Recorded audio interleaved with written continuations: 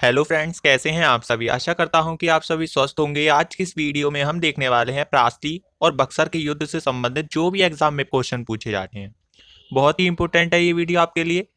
प्लासी के युद्ध से संबंधित इस वीडियो में मैं आपके लिए क्विज लेके आया हूं। हो सकता है कि आपको मेरे प्रश्न बहुत ही उल्टे सीधे लगें, आपको लगे अरे यार इस तरह के सवाल तो यूपीएससी या पीसीएससी परीक्षा में आते ही हैं, इस बंदे ने कैसे घटिया सवाल हमें दिए हैं।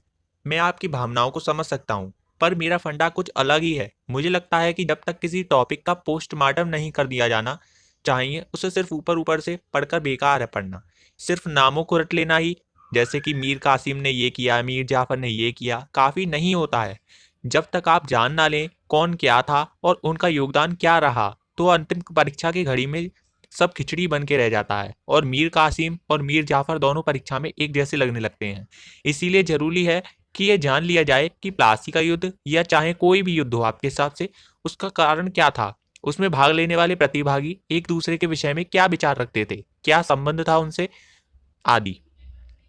तभी जाकर आपको लंबे समय तक कोई भी टॉपिक समझ में आएगा। यदि आपने बक्सर के युद्ध वाला एमसीक्यू सॉल्व नहीं किया है तो मैंने डिस्क्रिप्शन बॉक्स में लिंक दे दिया है, वहां जाकर आप सॉल्व कर सकते हैं। चलिए सॉल्व करते हैं तो प्लासी के युद्ध से संबंधित कुछ सवाल और जांचते हैं आपके सामान्य ज्ञान को।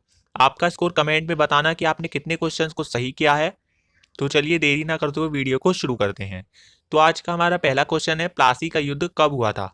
तो प्लासी का युद्ध हुआ था 1757 ईस्वी में। ठीक है, तो 1757 ईस्वी में हुआ प्लासी का युद्ध। यह युद्ध हुआ था 1757 में, जिसने भारत में अंग्रेजों की सत्ता की स्थापना की थी। यानी कि आपको पता ही होगा कि जो अंग्रेजी ईस्ट इंडिया कंपनी आई थी वो 1600 ईस्वी में आई थी।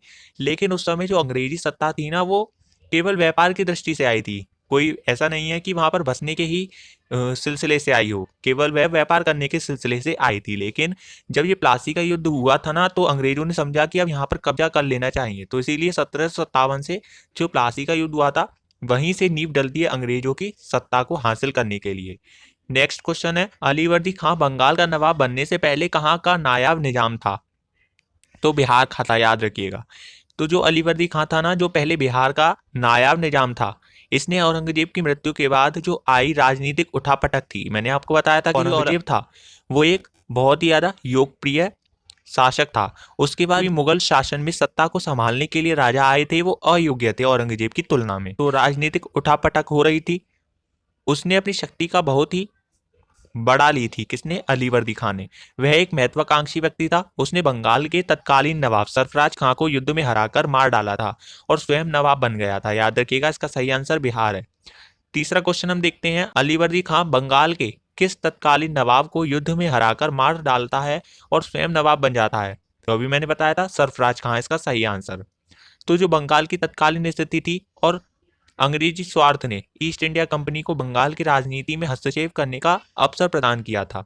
अलीवर्दी खां जो पहले बिहार का नवाब माना जाता था, इसने औरंगजेब की मृत्यु के बाद जो आई राजनीतिक उठापटक थी ना, उसका भरपूर लाभ उठाया था। मैंने अभी बताया था आपको, उसने अपनी शक्ति बहुत बढ़ा ली थी। वह एक महत्वाकांक्षी व्यक्ति था। उसने बंगाल के तत्कालीन नवाब सरफराज खां को युद्ध में हराकर मार डाला और स्वयं नवाब बन गया था। नेक्स्ट है, अलीवर्दी खां का संतान कौन था। तो बताइए अलीवर्दी खां का संतान कौन था। तो घसीटी बेगम था, याद रखिएगा। नेक्स्ट है, अलीवर्दी खां और सिराजुद्दौला के बीच क्या संबंध था।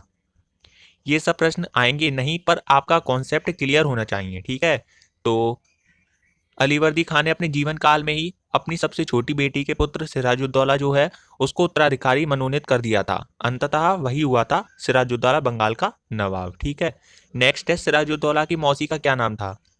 तो घसीटी बेगम था सिराजुद्दौला की मौसी का नाम।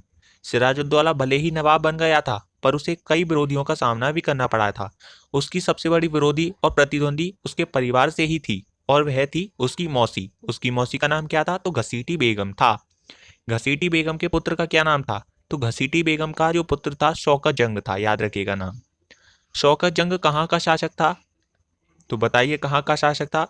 तो जो घसीटी बेगम का पुत्र था ना शौकत जंग, जो स्वयं पूर्णिया यानी कि बिहार का शासक था। याद रखिएगा, शौकत जंग कहाँ का शासक था। तो पूर्णिया, जो कि कहाँ पर है, बिहार में।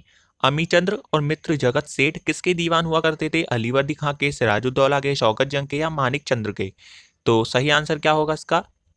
शौकत जंग के। घसीटी बेगम का पुत्र शौकत जंग, जो स्वयं यानी कि बिहार का शासक था पूर्णिया का, उसने अपने दीवान अमीचंद्र और मित्र जगत सेठ के साथ सिराजुद्दौला को परास्त करने का सपना देखा था, मगर सिराजुद्दौला पहले से ही सावधान हो चुका था।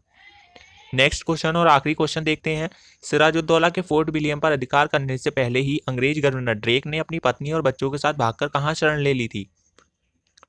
तो फुल्टा द्वीप में शरण ली थी। सिराजुद्दौला ने फोर्ट विलियम पर भी अधिकार कर लिया था। अधिकार होने के पहले ही अंग्रेज गवर्नर ड्रेक ने अपनी पत्नी और बच्चों के साथ भागकर फुल्का नाम का एक द्वीप था वहां पर शरण ले ली थी, और कलकत्ता में बची खुची जो अंग्रेजों की सेना थी ना, उसको आत्मसमर्पण करना पड़ा था।